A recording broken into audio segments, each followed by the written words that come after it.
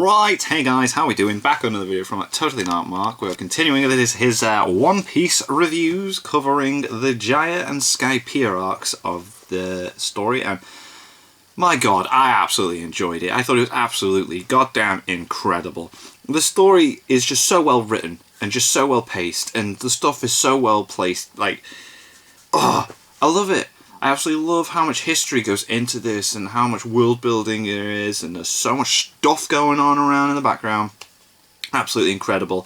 I did a live stream last night before recording this, and a few people mentioned in the comments that, like, yeah, the story's great and all, but the anime, like, kind of butchered it, and so I'm glad I'm just doing manga only. Be interested to see if Totally Not Mark has anything to say on the anime adaptation, because I have no clue, other than what you guys told me in the live stream, that apparently it's not very good, and that's why people, like, kind of go, oh, Skypiea arc, blah. But let's see what Totally Not Mark has to say, shall we? This video is sponsored by Surfing. The Jaya and Skypiea arcs have some of the most insane and intense world building I have ever experienced. Yeah, Noland the Liar stuff was amazing, man. Has one spectacularly written story from beginning to end. Absolutely agree with that. My god. Sky Knight! Section of the manga I've read to date, over 85 chapters. Some of the most awe-inspiring and Noland the Liar arcs the tale of One Piece has yet woven, offering more world building, hell yes. and stories. We saw Blackbeard for a bit. High praise for sure. Ace is looking for him.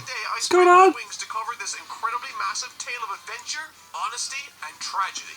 My name is Totally Not Mark, and these are my first impressions, my thoughts on, and review for the most immersive and fun story I've experienced on this review series. Hell yes. This is the ambitious, mysterious, and extraordinary Skypiea saga. Hell yeah. Oof. I absolutely love it, man. The storytelling in this is just incredible.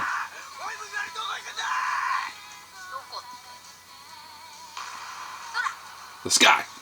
Let's go! As well as putting my feelers out to get an idea of what you guys think of this particular arc online, a particular divide, so to speak, regarding this story of Skypiea has come to my attention. Apparently there's a portion of people that really don't like this arc and consider it slow or bloated. And after having finished it myself in the manga, I can say that I personally didn't experience that. And no, not at all. I will be explaining in excruciating detail why my journeys through the skies of One Piece were as enjoyable as they were. But in the interest of complete transparency, I've been told that the anime in this section is much slower. There we go. Right, here we are. Interesting. I can't really confirm this either, as I personally haven't watched it. Yeah, right. There we go. Okay. In this video, even though I'm sure there will be those of you out there who might not necessarily agree with me from the outset, I'm going to do my best to explain my rationale behind every opinion I share. Fair dues, because it's manga only, so it's going to be a different approach, different experience. I've got some weird theories swirling around in my head too, but more on that later. Blackbeard, man.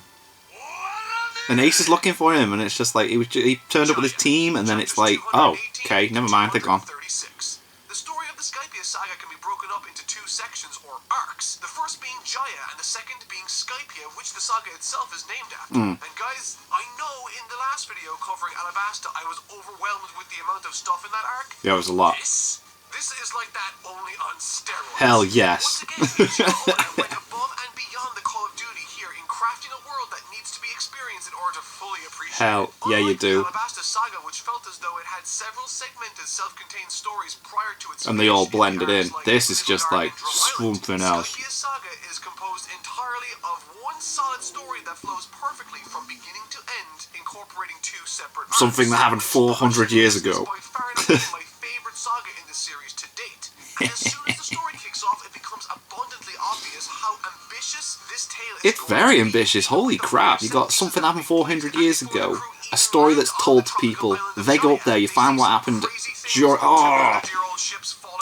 Yeah. Luffy's discovery of a map that illustrates the secret land of Skypiea. Their log post pointing straight upwards. Like, that was cool. Massive giants trotting across the ocean. Oh, when you find out what that's like that about as well, that was like, whoa, cool. But moreover, this sense of adventure and longing to see a thought to be mythical land is what drives the first half of the story. Yeah. However, unable to find their way to the sky itself, a storm forces them to the island of Jaya, and when there, the paneling and composition of the introductory chapters in this manga are absolutely, without exception, He was mean. and my favorites from the entire series. Through the environment of the island, we are introduced to the culture, customs, and people there. And once on the island, the gang are greeted sometimes, well, and most time awfully by the pirates that take refuge Yeah, he was there also. scumbag, man. Characters we do I like how Luffy enjoy didn't fight back, and then visiting Blackbeard's like, yeah, they weren't during even this worth it. Jaya section that I think are worth mentioning, as I believe them to be somewhat important to either this saga alone or to the future of Something the series. else is Let's definitely start going to off happen with with the them, character of Jesus. Bellamy, a blowhard pirate that has a bizarre and somewhat obsessive desire to squash the dreams of others. But despite his, in hindsight, But, like, less than impressive didn't we see showing at the in end arc, that he's he part of Don actually managed Flamingo's to facilitate some crew? I'm sure that's what just aspects happened of over. the Jaya story that honestly kept it interesting for me, proving a wonderful opportunity for Luffy to demonstrate his growth as a character, echoing red-haired Shanks from the first chapter of the manga. Yes, that's true. He didn't fight back, did he? Yeah. His brutality that ultimately, towards the end of the arc, comes to a head as we finally get to see Luffy completely outclass and crush this. Yes, he does. As soon as he fights back, it's like, take that. This character was his fixation on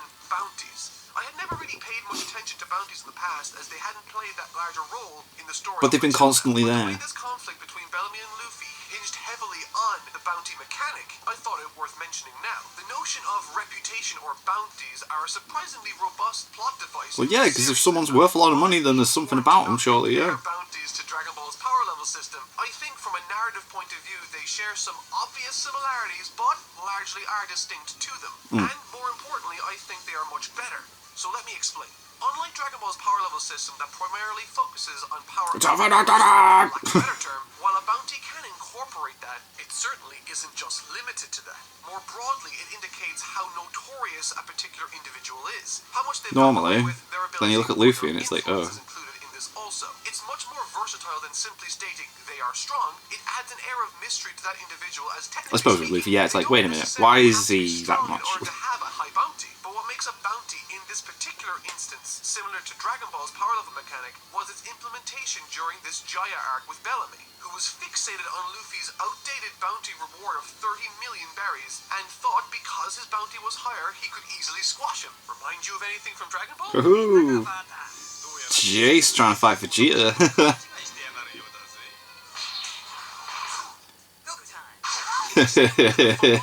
Nice. Are different from the undead zombies they are based on. They both can be used to achieve the same effect mechanically within a story, and when the author so chooses, can be used differently also. In this instance, the One Piece bounty mechanic, despite being different to power levels on a technical level, was used the exact same way to create the same effect in this particular story. Yeah, he thought he was going into a fight that he could win and then had no chance. Yeah. His expectations, taking him out with ease. It's a tremendous scene, and it made me really think about The paneling on the manga for that was just so good. It's like, oh, you could see the power in that punch, man. His reveal, man, was freaking awesome. Yeah, that was sick. And then it just didn't do anything with it. And I was like, ah.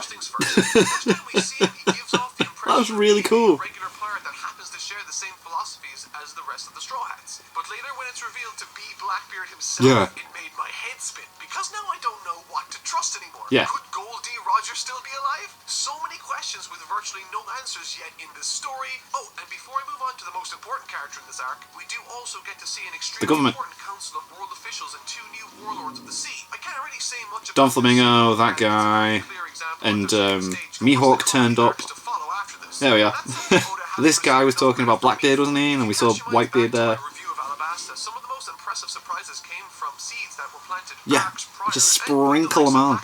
I'm sure this is very much They're gonna pop up. The final character worth talking about in this arc is Cricket, a wannabe treasure hunter living in literally half. This is the half a house thing as well. Claimed to be a descendant of a notorious liar called Nolan. who 400 years prior claimed that he and his crew landed on and discovered Jaya, which supposedly housed the city of gold. El Dorado. And despite having returned a number of years later unable to locate this lost city of El Dorado, until the day came when he was called for his execution, he never once claimed to have lied about a single thing, always claiming that the sound of a wonderful bell led him to the shore of the island, and that on it was a massive city of gold. And these Must have sunk to the bottom of the ocean. That's what he mystery says, of this man's claims led his descendant Cricket to dedicate his life searching the seabed for So what people he would thought stop was the calling them treasure of El liars. Dorado. And that's essentially going to be the driving force behind Luffy and the gang's journey to find Skypiea, hoping to make sense of the riddle. He wants to find the gold and prove that he weren't lying, so everyone can shut up. Right eye of the skull. I feel like Jaya and Skypiea provide so much in the way of world building that there's not So a single much. chance in hell I'll be able to pick up on everything. No. I haven't even I feel like touched I've on missed a the bit. massive jet of war that randomly shoots out of the sea that they locate using a bird that The only South bird. floats south, Yeah. which catches them and sends them flying all the way to Skypiea from a pursuing Captain Blackbeard. Like, that's a whole lot of stuff that I can't even get into chapter right now, but to succinctly boil it down, while having a nice self-contained story and conflict that finds its resolution with Bellamy, the primary reason Jaya exists is to introduce us to the motivations and setups for the arc that follows. Yeah, they were cool. Those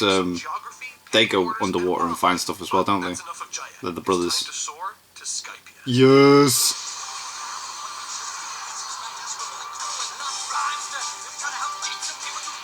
What is going on here? Chapters 237 to 300. Here we go. I believe I was able to talk about all the things I wanted to in Jaya. Skypiea is the most intimidating thing I've had to talk about so Oh far. my god. I've been introducing some new technologies, complex, corrupt political systems, dozens They of crawl around on the floor everywhere, don't they? maybe some magic and clues about Goldie Rogers. The dials was such a good idea. Like, Plot in the series so far following I was like, why has everyone got devil fruits? And it's like, oh, they actually got a thing that lets them do stuff. Very Cool. basic terms, Skypiea is what you would get if you threw Dances with Wolves, Indiana Jones, Jack and the Beanstalk, and a whole bunch of awesome writing. Jack and the Beanstalk, yeah. That's right. Skypiea is Dances with Raiders of the Lost Beanstalk. Yes. Amazing. And from the moment they shoot into the skies above and land on the tangible clouds of the Skylands, the mystery surrounding The way they explain the different clouds and stuff as well, I thought it was really cool. The whole world was just amazing. Attacked immediately by the natives, protected by a Sky Knight! spotted Pegasus, or when they come across a check-in station that charges That was so extortionate stupid. amount just to enter. And once we finally get into this strange land, the more we uncover and the more questions we have. Yep. What was immediately apparent to me while reading this section was the staggering level to which this world in the sky has been realized. From their customs, dresswear, Yeah. and appearance to their wildlife technology and terrain, the entire world of Skypiea is not only rich in mystery, but also feels as lived in as any real place. Definitely. in the real world. It's- Perhaps the most interesting inclusion in this I did article feel like reading it like they've gone somewhere that has been established for a very long time. Like, the wheel to spectacular power with electricity, heat, that was the one that wind, records sound, wasn't it? just a Yeah. throwaway or tagged on part of the story. Oda has gone to tremendous effort in building the cities, vehicles, and combat of Skypiea around these mechanisms. Yeah, Nami can use it. That was cool. Civilization has this technology. She is the of course navigator. it's going to be built around it, which is important as they play a massive role in how this story is told too. And in the opening chapters of their time spent in Skypiea, they get taken in by two pleasant individuals. Very, very nice. I love them. They were really, really nice. A concrete goal besides exploring Skypiea. Very soon, the story begins to show its hand as Nami, Zoro, Robin, and Chopper are all apprehended on behalf of the great Kami Eneru. And without getting into too much detail, because good lord, there's a lot of it already. Yeah.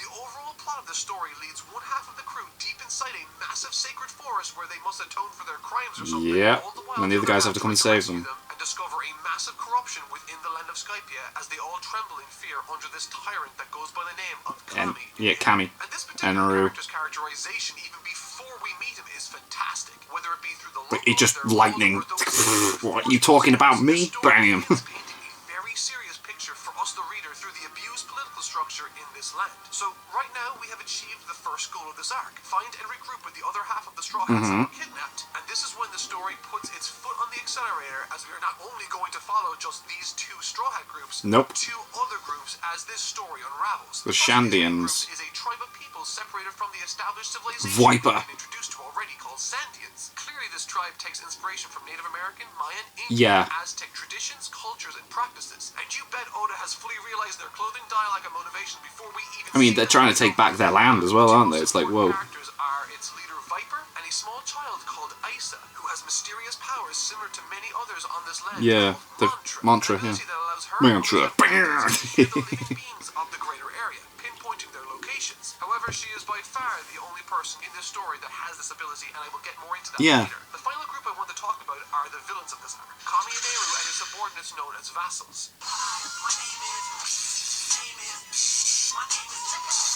This sinister group of villains is about to go to war with the tribal group of Sandians very Yes. soon for this sacred land. And much like Isa, they all have varying levels of mantra power, all with varying degrees of success. They with can, like, some kind being of able to read hear their their immediate movements, area, can't they? and others, Yeah. like Eneru, being able to hear all around them with no limits, apparently. And with the introduction of this mantra power in Eneru and Isa, with my limited understanding of this ability, it seems to be amplified by the presence of the Earth. Various people claim to be born with it, but at various degrees of proficiency. So what I found interesting was that the description of this ability in this arc sounds a lot like the strange thing that happened to Zoro during the fight with Mr. Huh, yeah, I never thought that, actually, yeah.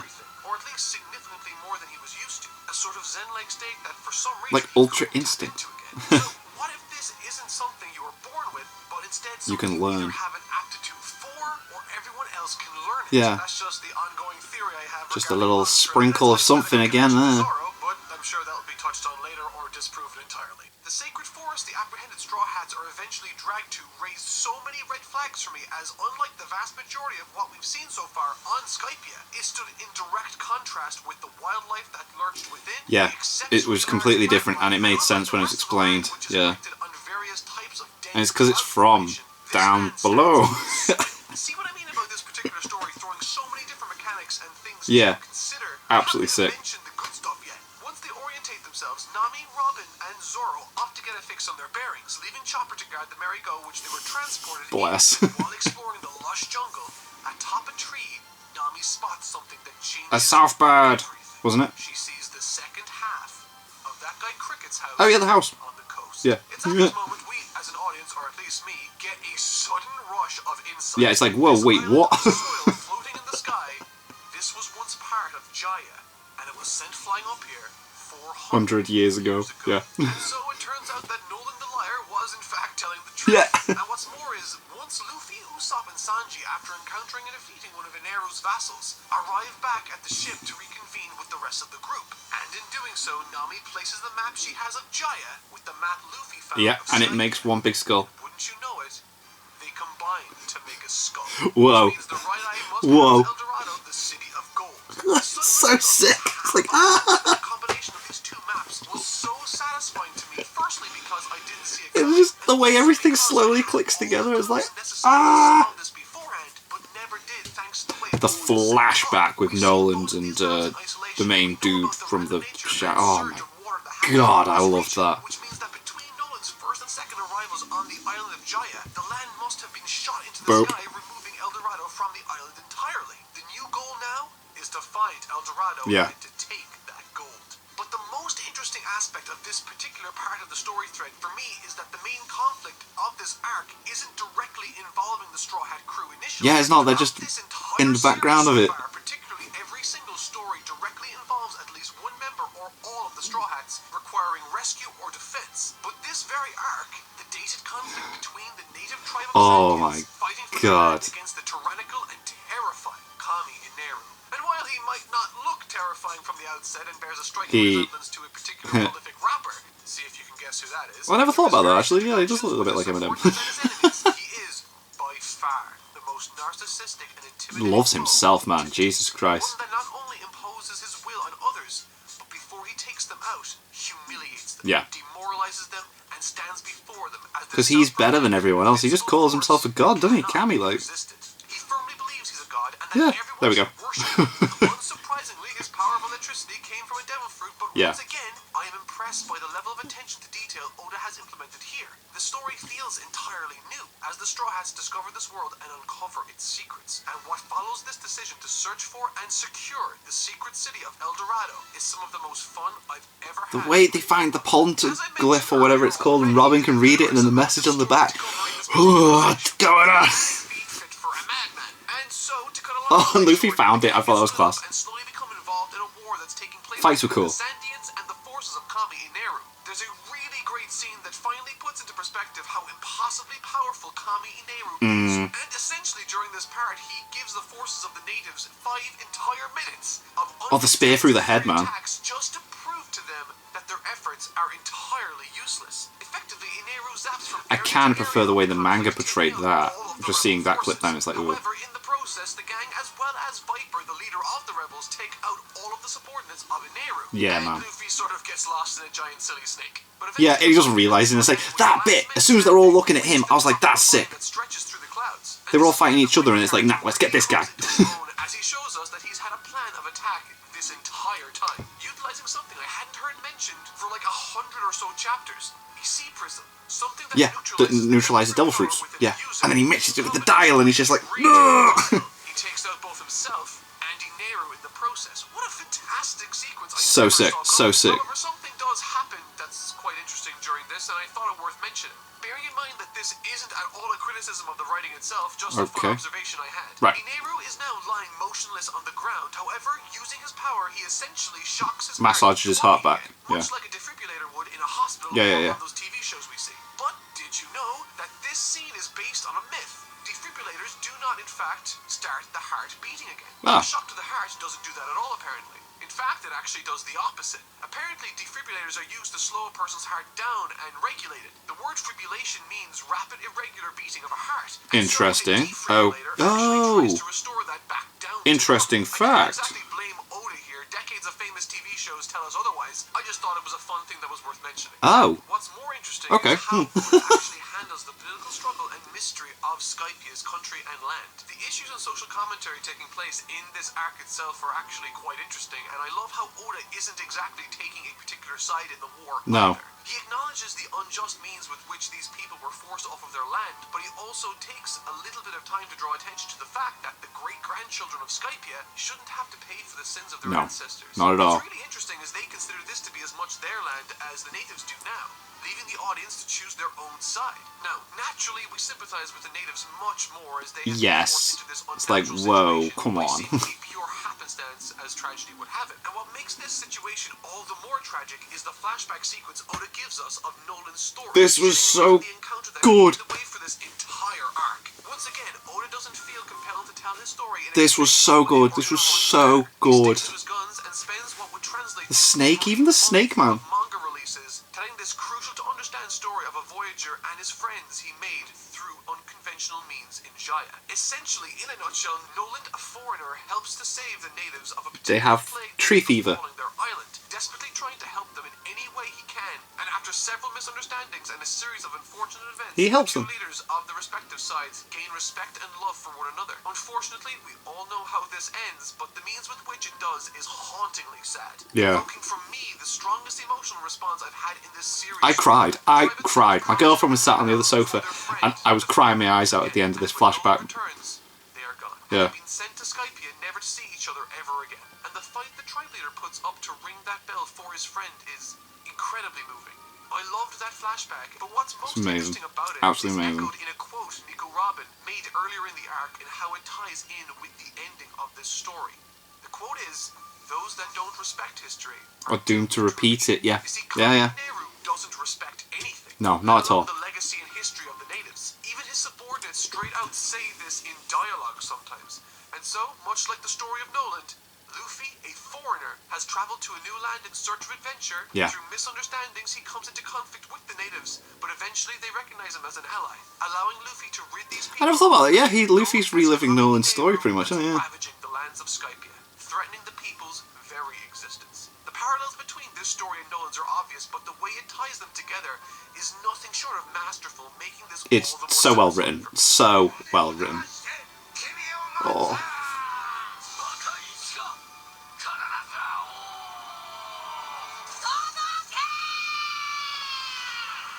Sick. Cool. Final fight. This. My God.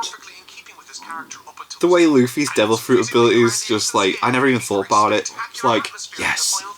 That looks sick. And as I mentioned a number of times so far, Enel has been built up as this all-powerful, invincible, And then he can't do anything. impossible to hit, impossible to intimidate or to catch. And Luffy's just like, what?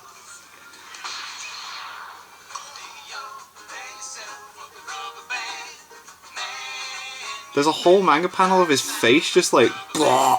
There you are. Now, granted, while I did sort of see this coming, I absolutely adored how I didn't. it was handled. Not simply because of the build-up Enel has received up until now, but because the mechanism with which Luffy hit him made sense, and, my favorite part, it also makes complete sense that Enel had never heard of rubber as a thing that ever existed. Because it's Simply not up because there. where he comes from, it doesn't exist. Yeah. It's such a simple Yeah, thing, but yeah. because it starts earlier Like in the what? story by way of them worshipping anything that is sent from the ground up to them, it makes sense that they wouldn't know rubber even exists. And so, in the form of the rubber man Luffy himself, Enel now has a natural enemy, and over the course of this fight, Luffy makes this god bow to his rubbery powers. Yeah, but then he uses his mantra, Actually, doesn't he? The fight is a lot more complex than that, incorporating some Ultra Instinct by Luffy 20-some-odd years before Goku ever did, Doo-doo. as well as his fist becoming trapped in a giant Gold. golden ball, which Yeah. he uses to great effect towards the end of the fight, turning a weakness into a strength, capping the arc off on the highest of highs, ringing the bell for the first time in Oh my centuries. God, so emotional. That the descendant of Noland himself, Cricket, on the shore of Jaya, Yeah, and he needs to far let him below, hear it. could Oh. hear. Climaxing on one of the most spectacularly touching images I've seen from One Piece so far, a giant shadow of Luffy And that's why he saw the giants. Not only as the big finish to the fight, not only as a signal to the people far down below that things are in hand, but also provides us an explanation as to why Luffy and the gang saw giants in the ocean beforehand. It was the shadow cast by the natives trapped in the sky. What an incredible story, and what a spectacular start to what was, for me, the single greatest adventure One Piece has brought to me yet. But that still wasn't the most interesting part for me. I think by far and away the most interesting sections of this story are told through the character of Nico Robin. Oh yeah, like what is going on with her? Stayed out of harm's way, as she herself had more pressing matters to attend to. Found another poneglyph. Before I get into that, one aspect of the character I've noticed is how detached she seems to be in situations and from those around her. Despite having quite a She does seem to be doing her own thing most of the time, yeah. Various crew members in her own really cool ways, she also neglects to learn any of their names and really is focused only on this ultimate goal of her own, to find and read the poneglyphs. Yeah. And so for this reason, I believe she most definitely has ulterior motives that the rest Something of the going on. aren't privy to, and perhaps we can't completely trust her yet. So, in a sense, I'm sort of with Zoro on this one. Yeah. But regardless, the most interesting part of the Skypiea journey for me was message on the back. she uncovered and decrypted. Robin reveals that there's a portion of history that is completely unknown or missing in the world. And that's an interesting thing to say, but furthermore realizes that on the tab that she's reading, Gold D. Roger left a mark. With another 20 years ago.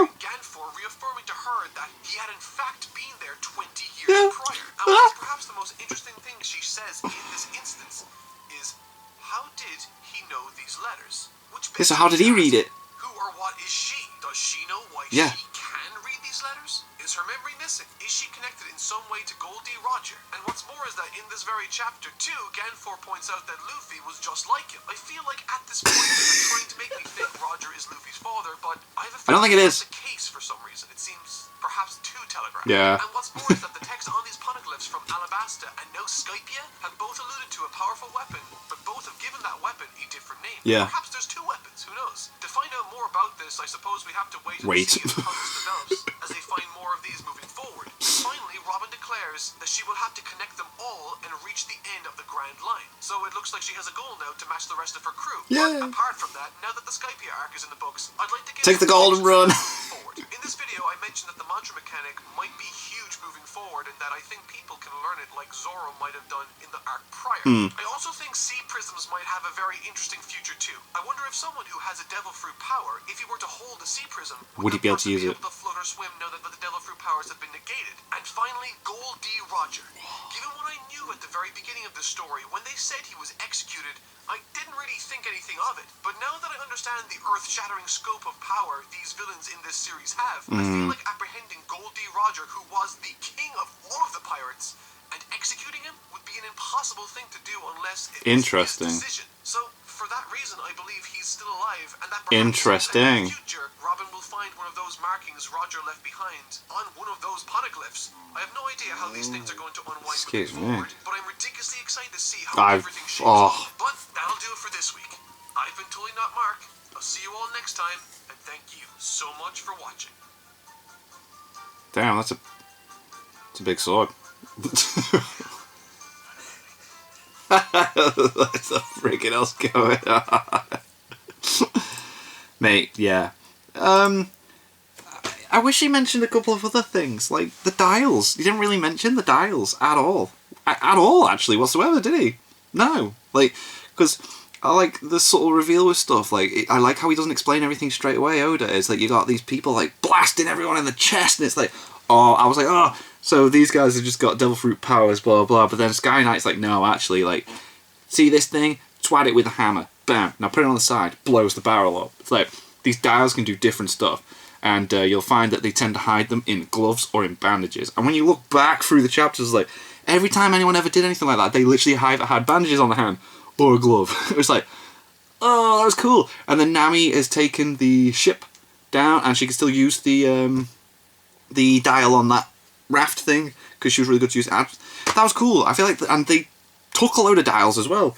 So they're saying, I think one type of dial won't be effective down there, but they've got other ones, so they've got that going on as well. There's loads of stuff. Mate, loved it. Can't wait to see what's happening next. And I would like to thank my patrons for donating to the Patreon. $1 a month, link in the description. You get your name at the end of every video. Thank you very much, and thank you guys very much for watching. What do you guys think of that? What do you guys think of this? Click like, subscribe if you haven't already. Leave comments down below. Let me know what I should watch and discuss in future videos, and I'll see you guys. It's all you guys next time.